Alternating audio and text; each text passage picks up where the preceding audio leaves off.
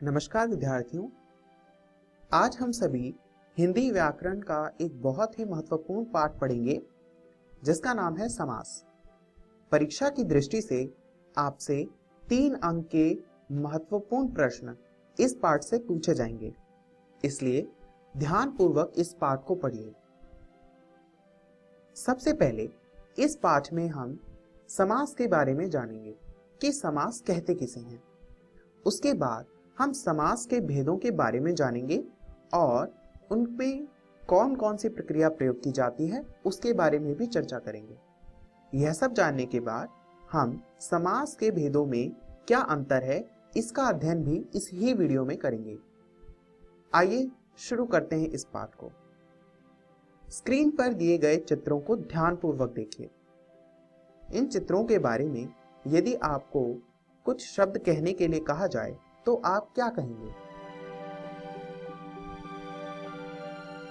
हो सकता है कि पहले चित्र के लिए आप कहें कि यह चित्र राजा के पुत्र का है और दूसरे चित्र के बारे में यह कहें कि यह किसी 3 आंखों वाले व्यक्ति का चित्र है। किंतु क्या इसको और किसी सरल रूप से कहा जा सकता है? बिल्कुल, राजा के पुत्र को हम राजपुत्र कह सकते हैं और 3 आंखों वाले व्यक्ति को हम त्रिनेत्र कह सकते हैं। ध्यानपूर्वक देखिए, हमने उन पदों के समूह को सिर्फ एक पद से व्यक्त कर दिया। यही प्रक्रिया समास कहलाती है। इस प्रकार समास की परिभाषा क्या होगी? परिभाषा होगी अनेक पदों को मिलाकर एक पद बनाना ही समास कहलाता है। आइए अब हम इन परिभाषा में दिए गए कुछ शब्दों को ध्यानपूर्वक समझने का प्रयास करते हैं। सबसे पहले पद। याद है आपको परिभाषा में पद शब्द का प्रयोग हुआ था। पद वास्तव में वे शब्द होते हैं जिनका वाक्यों में प्रयोग कर लिया जाता है। यदि कोई शब्द वाक्य में नहीं है तो उसे हम शब्द कहेंगे और वही शब्द जब किसी वाक्य में प्रयोग हो जाएगा तो उसे पद कहेंगे। इस पूरे के पूरे पाठ में हम पद को 3 रूपों में देखेंगे। सबसे पहला पूर्व पद। आपको ध्यान है उदाहरण में 2 शब्दों का प्रयोग हुआ था। राजा का पुत्र यानी पहला पद राजा था और दूसरा पुत्र। तो पहले पद को हम पूर्व पद कहेंगे और दूसरे पद को हम उत्तर पद कहेंगे। अब प्रधान पद हम उस पद को कहेंगे जिसके आधार पर उस शब्द का अर्थ आएगा। उदाहरण के लिए राजा का पुत्र ही देखिए। यहां पर किसके बारे में बताया जा रहा है? पुत्र के बारे में कि वह राजा का है। तो अर्थात यहां पर उत्तर पद यानी दूसरा पद प्रधान पद होगा क्योंकि उसी का अर्थ प्रधान है। विद्यार्थियों, जब इन पदों को आपस में मिलाकर एक पद बना दिया जाता है तो उसे हम समस्त पद कहते हैं। जैसे राजा का पुत्र मिलकर क्या बनता है? बिल्कुल सही, राजपुत्र। और राजपुत्र को हम समस्त पद कहते हैं। किंतु कभी कभी परीक्षा में हमें इसे अलग अलग लिखने के प्रश्न भी पूछे जाते हैं। ऐसी प्रक्रिया को हम विग्रह कहते हैं। यानी राजा का पुत्र विग्रह है और राजपुत्र समस्त पद। इन सभी पदों को या इन सभी शब्दों को हम जब समास के भेदों का अध्ययन करेंगे तो और ठीक प्रकार समझते हुए चलेंगे। अब हम समास के भेदों का अध्ययन करते हैं। विद्यार्थियों, समास के 6 प्रमुख भेद होते हैं जिसका अध्ययन हम इस वीडियो में करेंगे। सबसे पहले अव्ययी भाव समास, दूसरा तत्पुरुष समास, तीसरा कर्मधारय समास, चौथा द्विगु समास, पांचवा द्वंद्व समास और छठा बहुव्रीहि समास। आइए विद्यार्थियों, अब एक एक करके इन सभी भेदों का अध्ययन विस्तार पूर्वक करते हैं। सबसे पहले अव्ययी भाव समास। अव्ययी भाव समास में जैसा कि शब्द से ही पता चल रहा है, अव्ययी भाव यानी अव्यय होगा। आइए इसकी परिभाषा देखते हैं। परिभाषा है जिस समास में पूर्व पद प्रधान होता है और अव्यय होता है उसे अव्ययी भाव समास कहते हैं। पूर्व पद यानी पहला पद प्रधान होगा और वह अव्ययी ही होगा। ठीक है, आइए उदाहरणों से हम इसे समझने का प्रयास करते हैं। सबसे पहले यथाशक्ति। इस समस्त पद में आप देखेंगे दो प्रकार के शब्द प्रयुक्त हुए हैं। शक्ति के अनुसार, यथा शक्ति, यहां पर यथा जो है वह अव्यय है और पूर्व पद है और यही प्रधान पद भी है। इस प्रकार जो समस्त पद है वह भी अव्यय बन गया है। हम कह सकते हैं कि अव्ययी भाव समास में पहला शब्द यानी पूर्व पद अव्यय होगा और वही प्रधान होगा और उनसे मिलने वाले जो शब्द हैं वह भी अव्यय बन जाएंगे। आइए अब दूसरा उदाहरण देखते हैं। प्रतिदिन। प्रतिदिन में विद्यार्थियों अव्यय कौन सा शब्द है? बिल्कुल सही, प्रति, और वही पूर्व पद भी है। यहां पर आप अव्यय भाव की सभी विशेषताएं रेखांकित कर सकते हैं। आइए अब समास के अगले भेद का अध्ययन करते हैं जो कि है तत्पुरुष समास। तत्पुरुष समास में हमेशा कारक विभक्तियों का प्रयोग होता है। कारक विभक्तियां क्या होती हैं? विद्यार्थियों, आपने कारक का अध्ययन किया हुआ है, उसमें प्रयोग होने वाले चिन्ह कारक विभक्तियां कहलाती हैं। उसको ध्यान रखते हुए हम इस भेद का अध्ययन करेंगे। तत्पुरुष समास की परिभाषा होती है कि इस समास में उत्तर पद प्रधान होगा और समस्त पद बनाते समय जितना भी वाक्यांश में कारक चिन्हों का प्रयोग है वह खत्म हो जाएगा, यानी कारक चिन्हों को हटा दिया जाएगा। दो विशेषताएं तत्पुरुष समास में होंगी।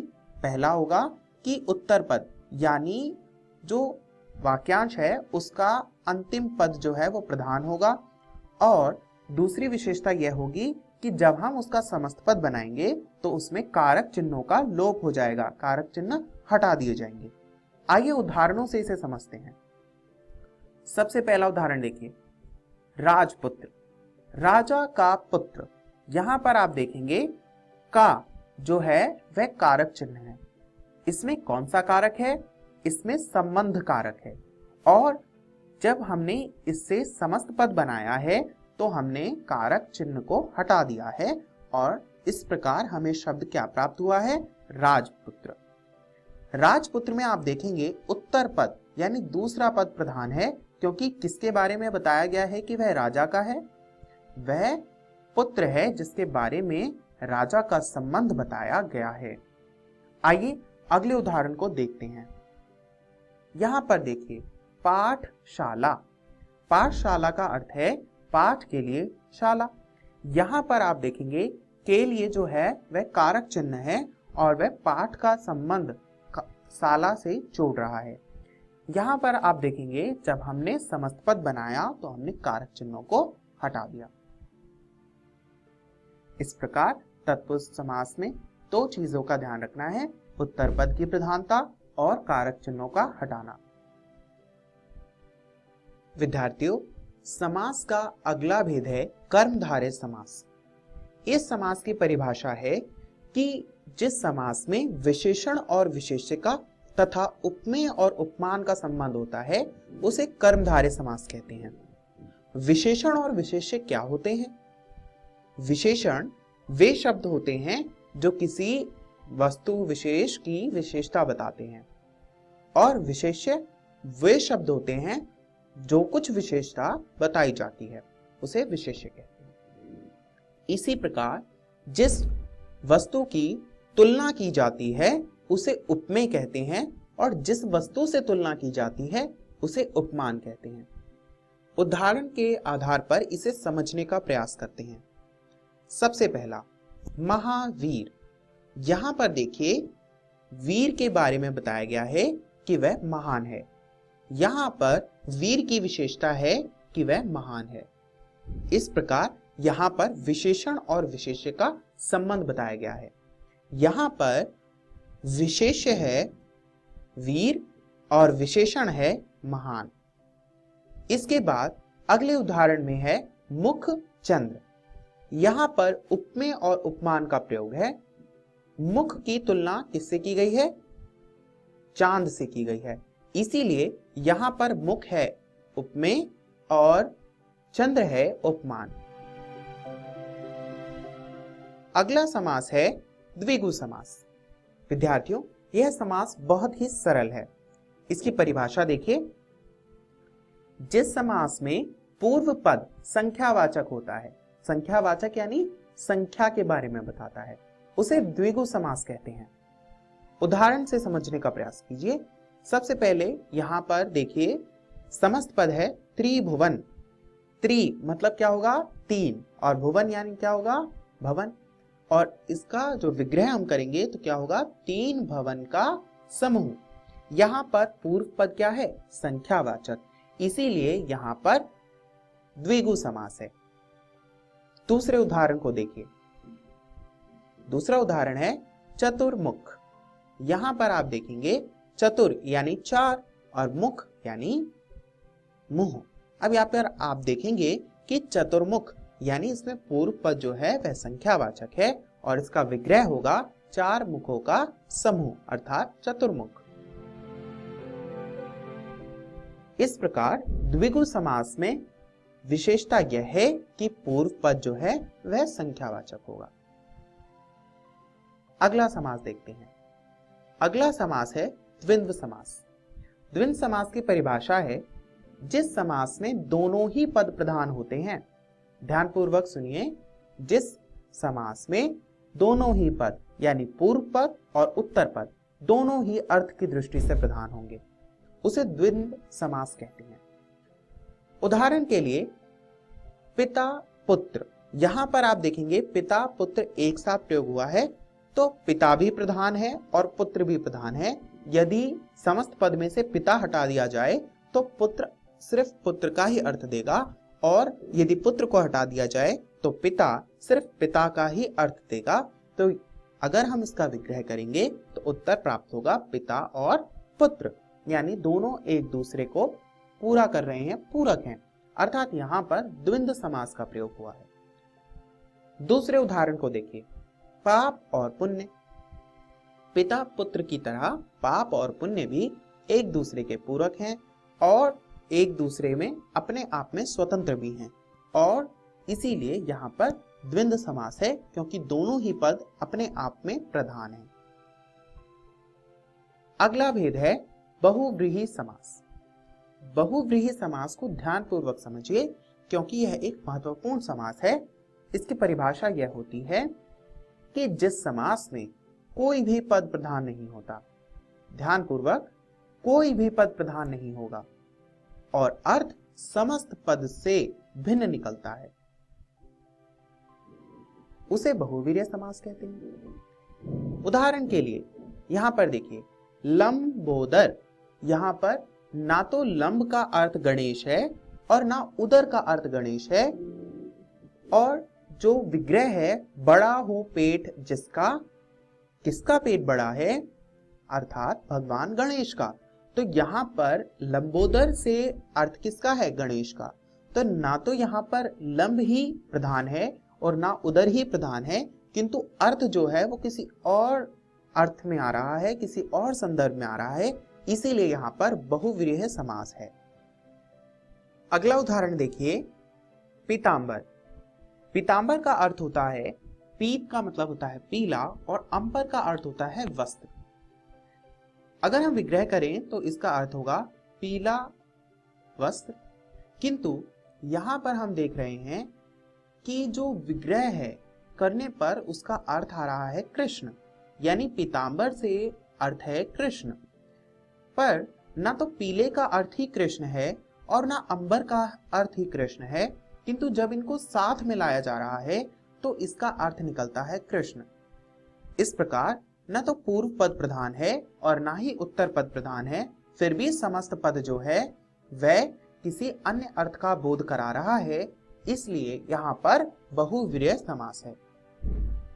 आइए विद्यार्थियों, अब हम इन समासों में अंतर स्पष्ट करते हैं। सबसे पहले पीतांबर। पीतांबर को हम दो संदर्भों में देख सकते हैं।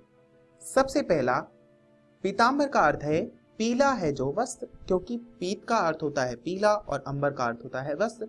और दूसरा है पीले हैं वस्त्र जिसके, अर्थात कृष्ण। यानी पीतांबर के दो अर्थ निकल रहे हैं, सबसे पहला पीला वस्त्र और दूसरा कृष्ण। इस प्रकार इसमें दो समास बताए जाएंगे। जब विग्रह होगा पीला वस्त्र, क्योंकि यहाँ पर वस्त्र की विशेषता बताई जा रही है कि वह पीला है और विशेषता कर्मधारय समास में बताई जाती है, इसीलिए अगर विग्रह पद दिया गया है पीला वस्त्र तो वहां पर पीतांबर का समास होगा कर्मधारय। जहां पर पीतांबर का विग्रह यह बताया गया है कि पीले हैं वस्त्र जिसके, अर्थात कृष्ण, वहां पर बहुव्रीहि समास होगा, क्योंकि न तो पीले का अर्थ कृष्ण होता है और ना ही अंबर का अर्थ कृष्ण होता है। अब अगला उदाहरण देखते हैं। चतुर्मुख। चतुर्मुख का अर्थ होगा चार मुखों का समूह। वहीं चार मुख ब्रह्मा जी को भी कहते हैं, अर्थात चार मुख हैं जिसके, अर्थात ब्रह्मा। किंतु यहां पर पूर्व पद संख्यावाचक है, इसीलिए हम यहां पर द्विगु समास कहेंगे।